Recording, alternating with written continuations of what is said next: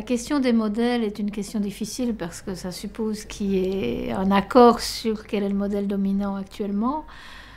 J'aurais tendance à penser que l'enjeu d'une société dans laquelle les femmes vont avoir le plus de pouvoir est une société qui accepterait moins les situations d'inégalité,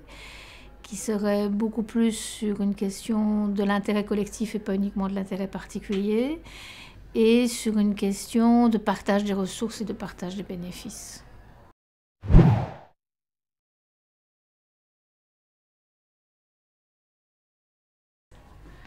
Je pense que le changement, il est très difficile à se mettre en place, tout simplement parce que c'est une question de pouvoir.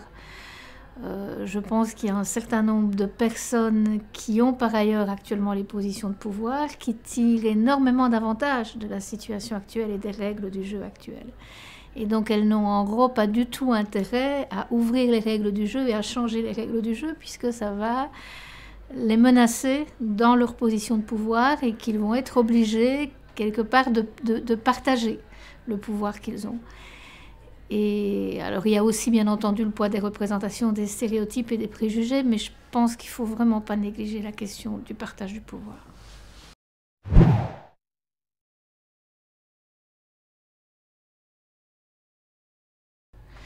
Donc moi ce que j'ai fait, c'est qu'il y a 10 ans, quand je suis rentrée d'un séjour au Canada où j'ai travaillé comme professeur,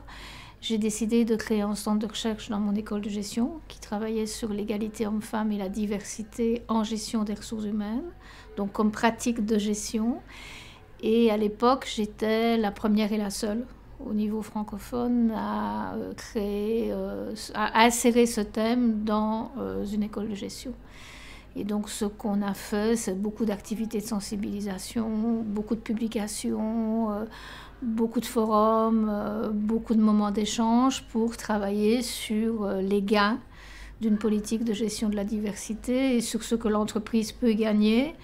en termes de plus d'efficacité, plus d'efficience et plus de responsabilité sociale.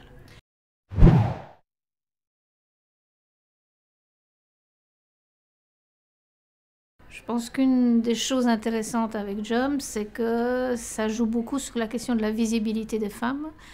et du rôle de leadership que peuvent prendre les femmes en positionnant des femmes qui ont actuellement des positions de pouvoir dans les organisations, qui ont des fonctions de cadre à responsabilité, et en rendant en gros visible ce qui est encore très largement invisible. Pour moi, un des premiers enjeux de Jump, c'est une question de visibilité des femmes et de positionnement des femmes dans le monde économique.